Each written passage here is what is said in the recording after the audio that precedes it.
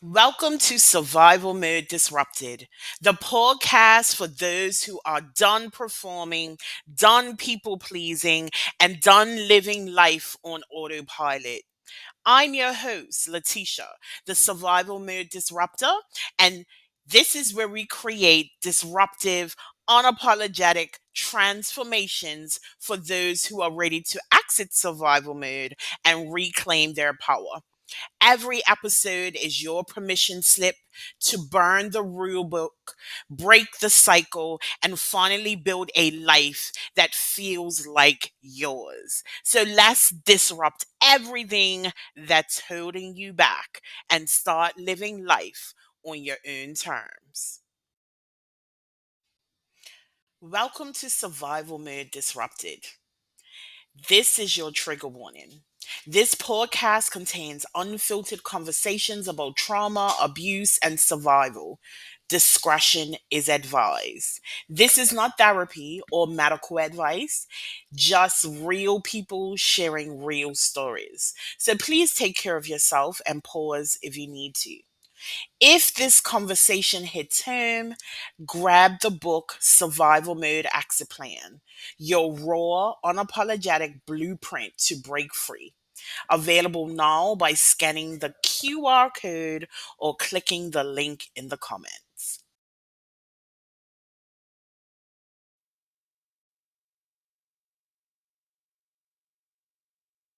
Hello, hello, hello, and welcome back to another episode of Survival Made Disrupted. Is your host, Letitia, the Survival Made Disruptor.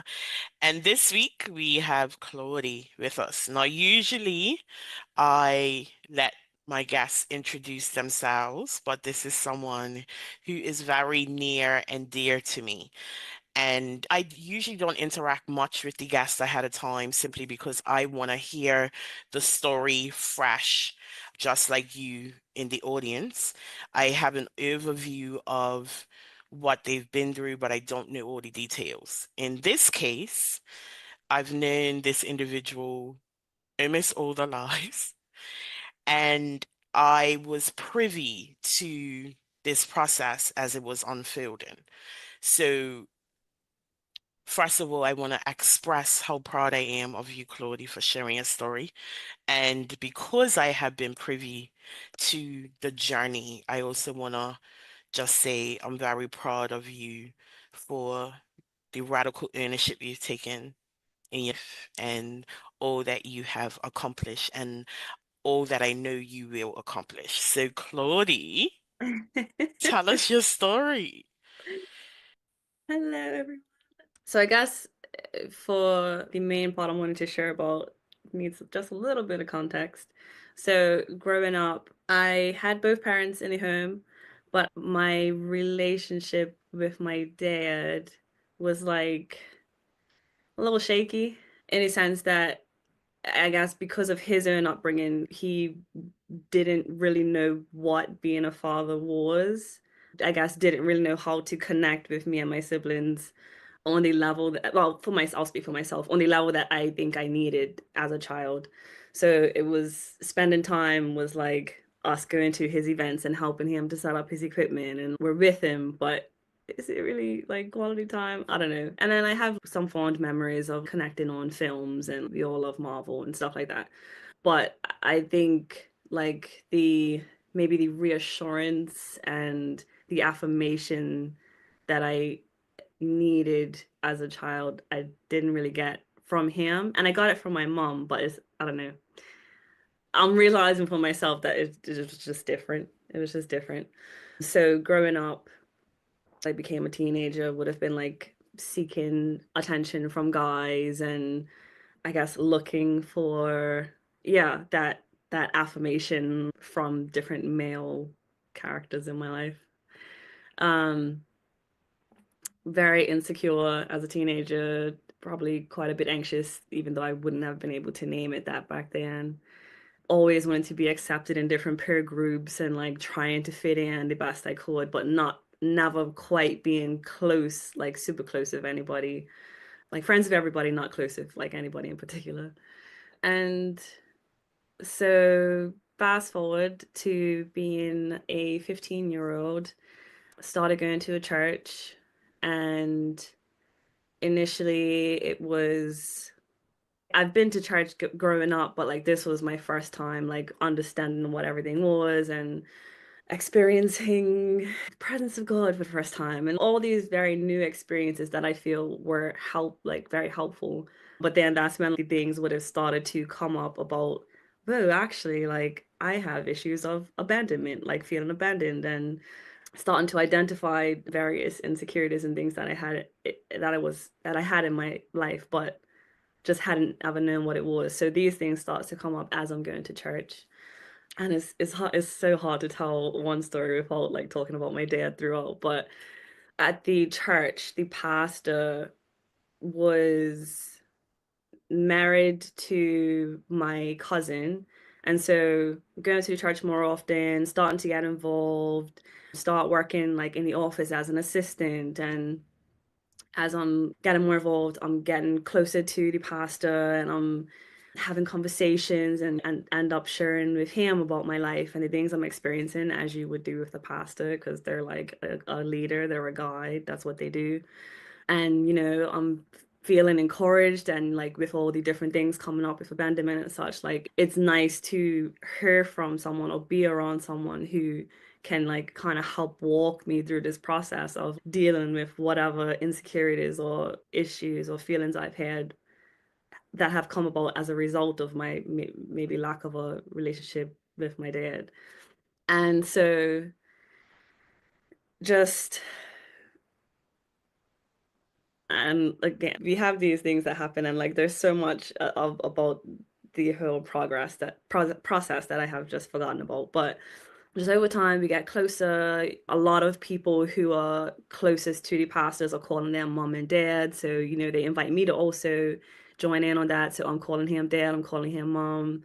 Um, I'm going to their house after services and throughout the week sometimes just to hang out. And again, like I'm feeling like I'm in this inner circle and I'm getting to know them better. And everybody else in the church is like over there, and I'm feeling like I'm a part of the cool club.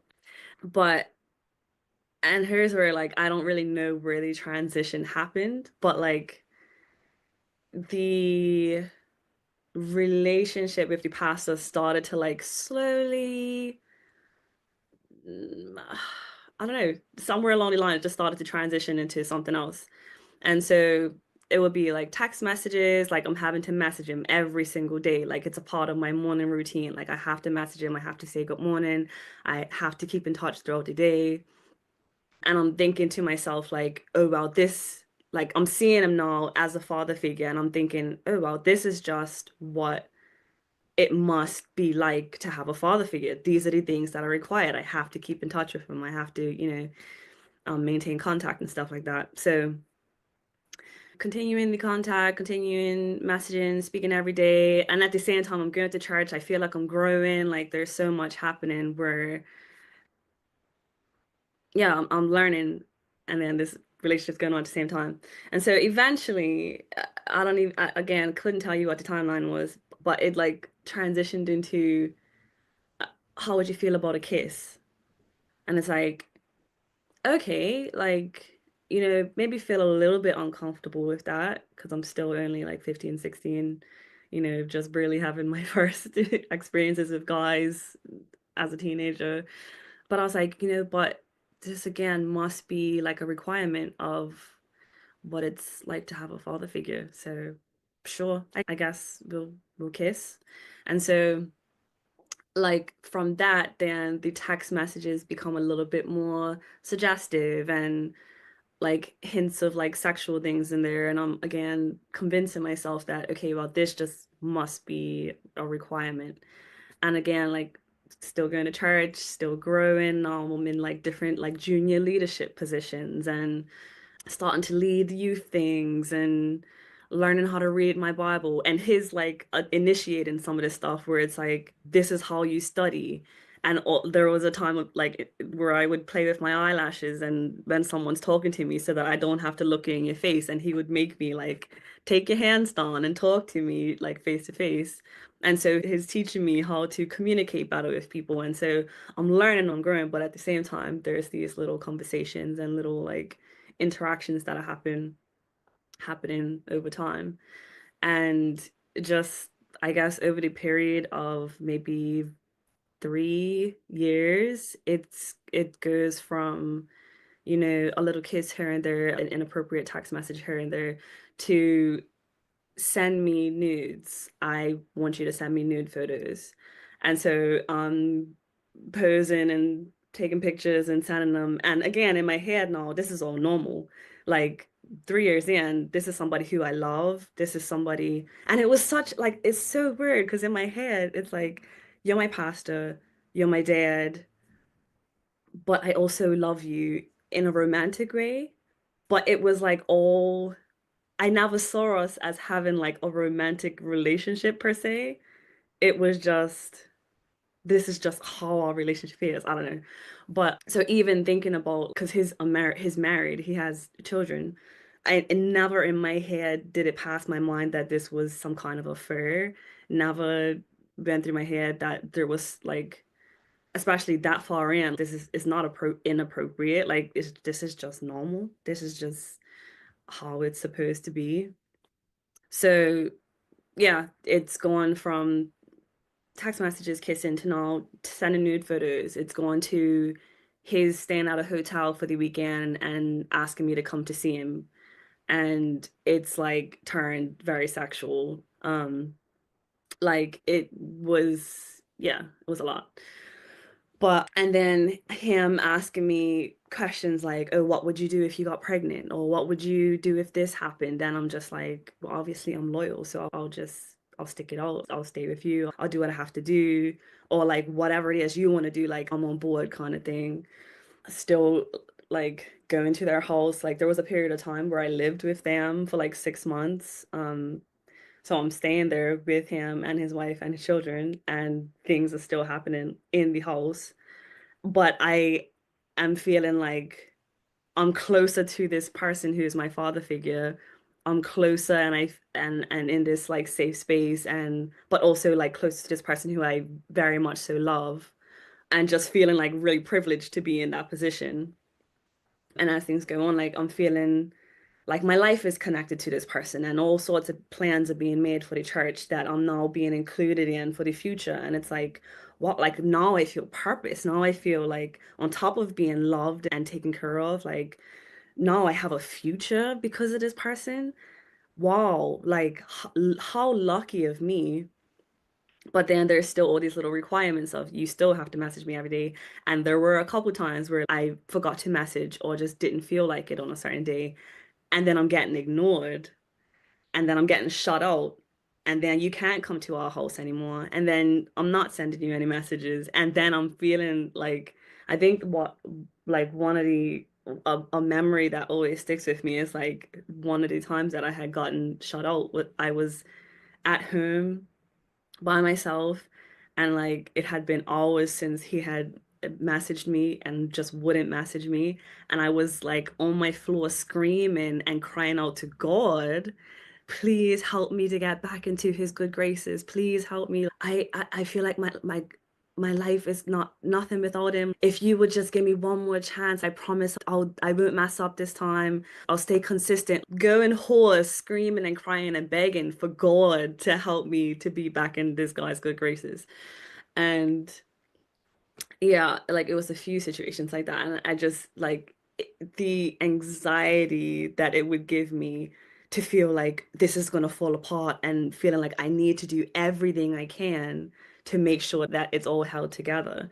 Yes, it is such a weird time, I guess, but it really, oh, it really did a number, I guess, on like my brain, because it was just very confusing, and it got to a point where I think there was always a part of me that was like way in the back that was like, there's something wrong with this.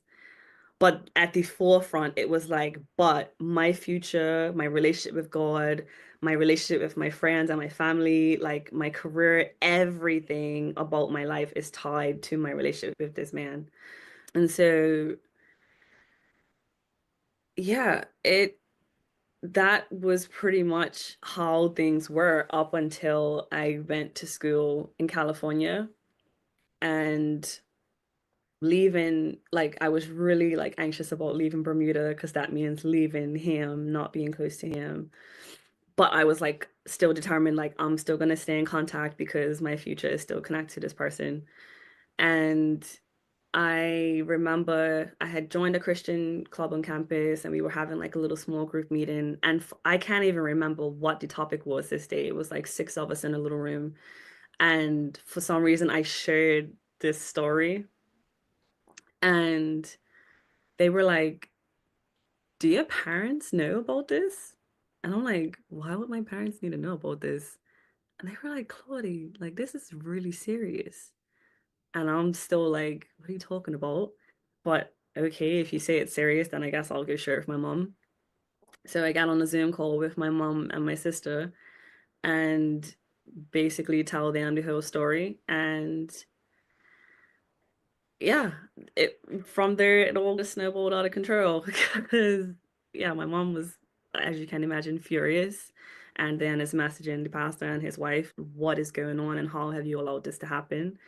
And they have meetings with the pastors and the police are involved and lies are told and nothing gets resolved and he basically leaves Bermuda with his family and that was that. There's no closure, there's no charge, there's no case, there's nothing because basically he says that we were of age and consented to all of it and I'm in California with no control over any of the situation and still feeling like this is somebody who I need to protect. So it was very confusing from there.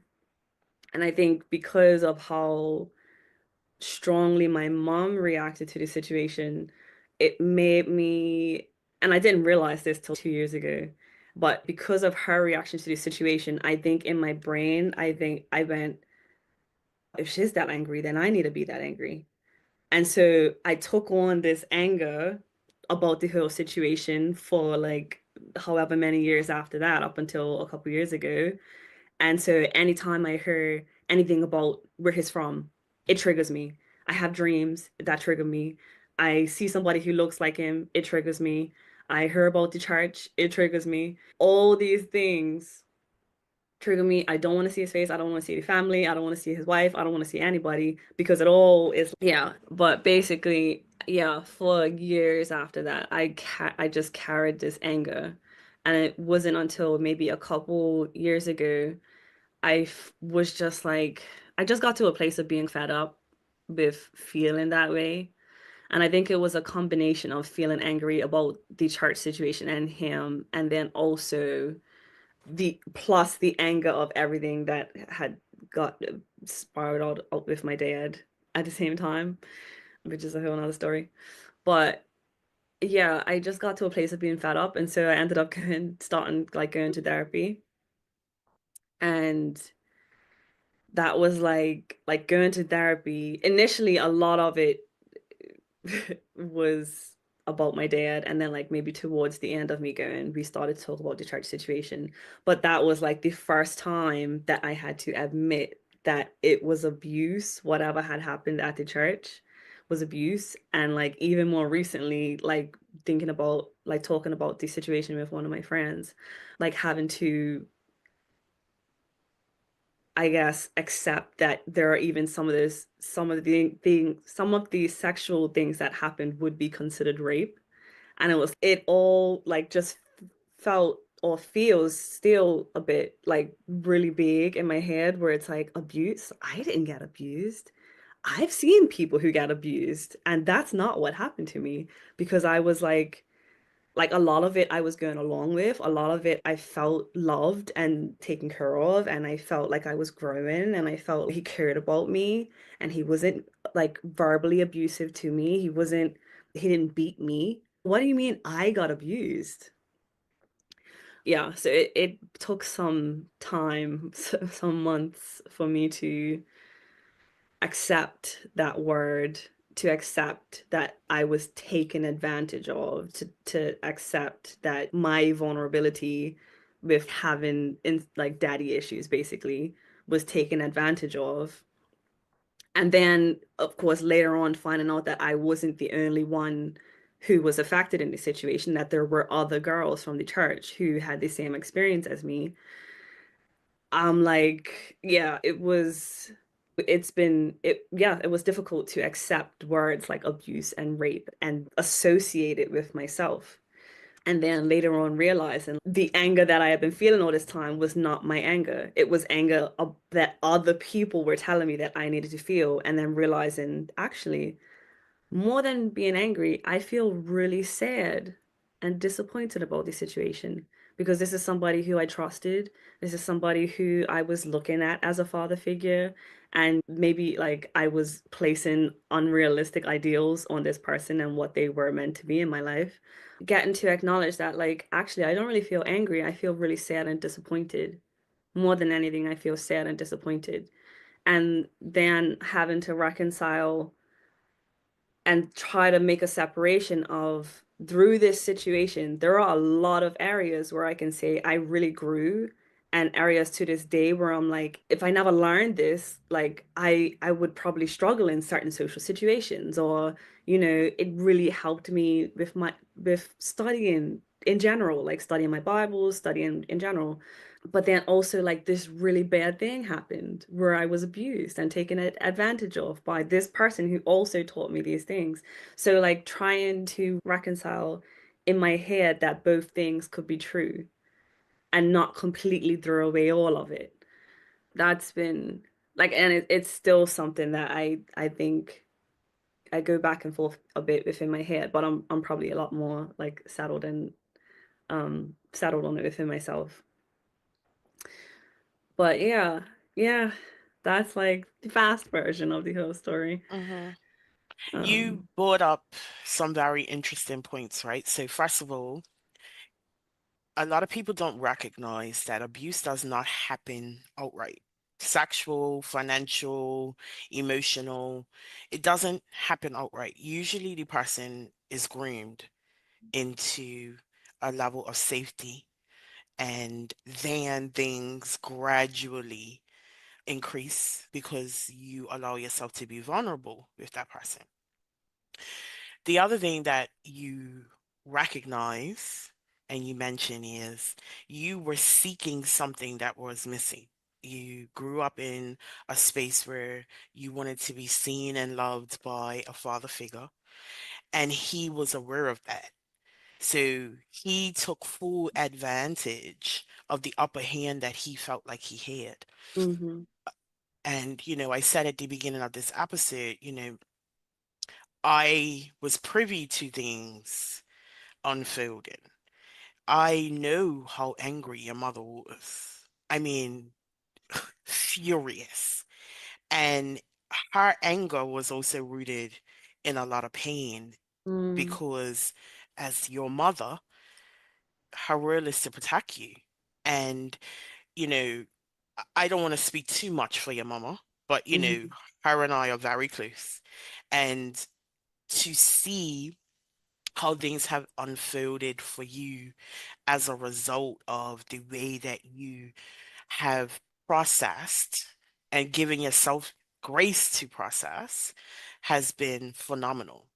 When I talk about survival mode and exiting it, it really does come down to this point where we really got tired. And it's not just, I'm not tired of just the residual impact of the trauma that I'm experiencing. I'm tired because I recognize that I'm stuck. mm, And one of the things that was a residual impact for you was your ability to like genuinely socialize, right? You kind of withdrew. yeah. And I want you to explain how much you've worked on that element of your life because while you were in survival mode, like that was really perhaps a trigger point for you. Oh. I would say that that whole situation made me an extremely socially anxious person. And so constantly in any interaction with a person, with a group of people, overthinking what do they think of me? What are they thinking of me? Are they gonna like me? And I would say I became a people pleaser, but a people pleaser in the sense that I want to do everything in my power to make sure that you keep liking me. And so I I guess it meant that I would put on like a version of myself for people that was very likable, that was very smiley, that was like that didn't show pain or sadness or weakness. I was like I want to be the funny person in the room, but then equally like having to step into a social situation that I'm not familiar with was for a long time like terrifying. And I feel like I kind of, from the moment I was in California up until not now, but like a couple years ago, was just like on a steady decrease where it just got worse and worse to the point where I am the person standing in the far corner of a room and kind of like, I'll just rather look. Or if someone comes up to me unexpectedly and I haven't had time to prepare the conversation in my head, then I'm just gonna stare at you and maybe say something really awkward and not related to the conversation. I'm listening to respond rather than actually listening to hear what you're saying and telling me. But I've always had a desire to get past that. So I think that's why I would have continued to put myself in different social situations. But I think it was most evident when I moved in with friends and now that I'm in England, moving in with friends and we're all getting close and we're in very close proximity to each other. So I can't hide these things from them 24/7. It just comes out eventually. And seeing how that would have caused like little points of tension or, where let's say for example, I we plan an event for next Saturday and it comes up to that and I'm like suddenly, you know what? I really don't want to go to this anymore. And then it became like a point of frustration between me and my friends where we've made these plans weeks in advance, but because of my social anxiety and not wanting to put myself in that position, I'm gonna drop out very last minute and now you're angry at me because I'm inconsistent. And gosh, yeah. And so it wasn't until I started going to therapy and me thinking this is just part of my personality. This is just how I am. There's nothing I could do about it. And they're eventually, if I can't maintain this line of like, I can't drop out all the time, but then that means I go out and I'm miserable the entire time we're out. Yeah. So it wasn't until I started going to therapy that started, it started to be pointed out like this trauma that you're talking about is what has caused this feeling of like you constantly needing to make sure you are in people's good graces is directly linked to you feeling like your life is connected to this man over here who would ignore you if you didn't speak to him every day. And so then that I recognize, whoa, that has like directly translated into how I interact with the people who are close to me. So now I feel like my whole world is falling apart if I feel like I haven't messaged you often enough. And then even in dating, like I'm single at the moment, but like in the times before where I would have tried dating, I'm like, do I need to message you every day? If I don't message you every day, are you gonna think I'm not interested? Are you gonna ignore me? Are you gonna, and I'm feeling very anxious and like I need to make sure that I'm doing everything right and need to make sure that I'm in control of the situation or else it all falls apart and now I've lost someone else and they're looking at me in a bad way. I It forced me to communicate more and I feel like I've gotten really really good at communicating my thoughts and I in these situations the reason I would have stood back here is because of X, Y, and Z. In this situation, the reason why I wanted to drop out of this event is because of X, Y, and Z. And you know what? Actually, I like realized, I don't know, that I just some in social situations, I guess, I needed to start to practice being okay, like practice like accepting that I am okay and I am actually really amazing and people do want to be around me and I actually am like fun and but there are times where I do feel really drained and that's also okay. And so learning to distinguish me just fully running away from a situation that I feel uncomfortable with versus actually I need to recharge, but always being able to put that into words. Mhm. Um, I remember when I first got out here, as it relates to like conversation with people and feeling awkward, like I like before I used to hate awkward silences in a conversation. I went on YouTube and I was like, how to have a natural conversation with someone, like literally having to learn again how to interact with people and like things like that would have really helped me to overcome my like anxiety little by little. And I would say even within this last year, like where I am right now is definitely the most confident that I have felt about myself being in a room full of people. Like today I went to an event where I knew only one person, but I went table to table and introduced myself to people and I didn't feel that same anxiety of are they gonna like me? It's like Mhm. I've gone into a room now thinking I'm a very likable person and I am intelligent and I have things to offer and here I am world. And like seeing how that changes then how people respond to me, Mhm. it feels really good. Yeah. But it's taken a lot of practice, like intentional practice, and speaking to myself because it's very easy for my brain to go back to, are you sure? Did you notice how that person kind of changed how they act towards you? Are you sure that's not them? Like, and yeah, constantly talking to myself and reminding myself that like I'm not in this situation anymore. These people are not that person. These people love me. They actually love me. They care about me. I love myself way more. It's a process, but I love myself and I value myself.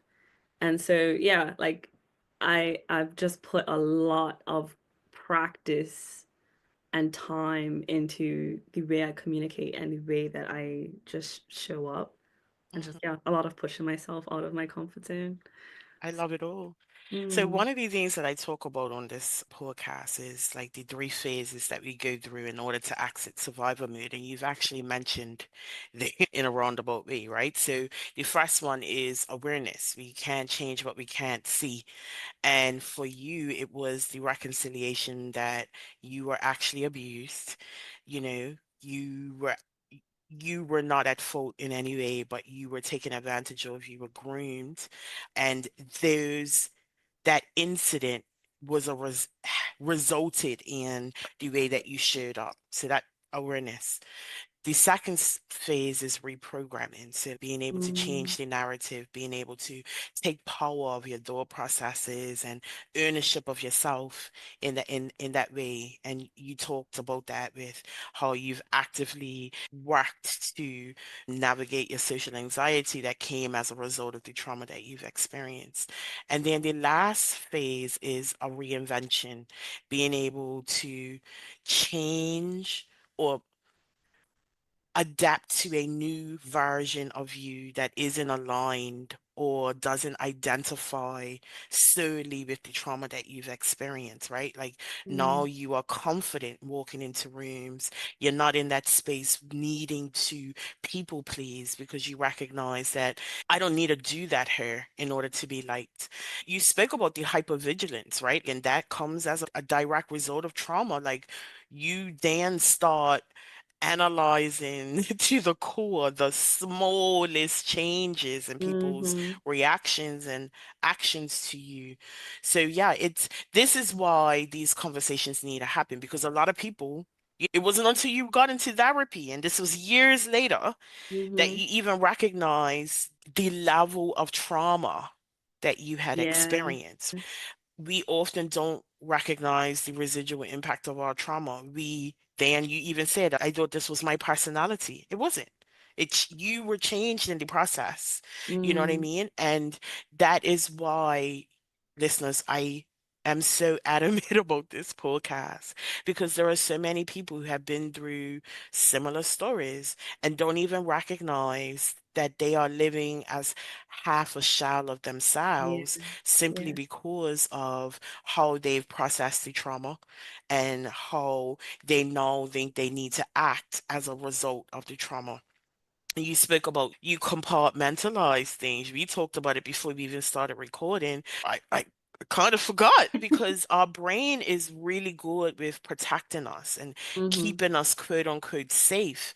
I really enjoyed listening to you, and you know how proud I am of you for sharing your story. If you could leave the audience with one key takeaway, what would it be?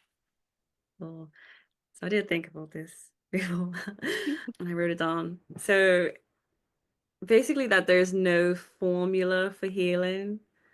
And for myself, like thinking about how it's happened over time and it's happened in fragments. And there were times where it was just like a very little thing that I was able to acknowledge and move past.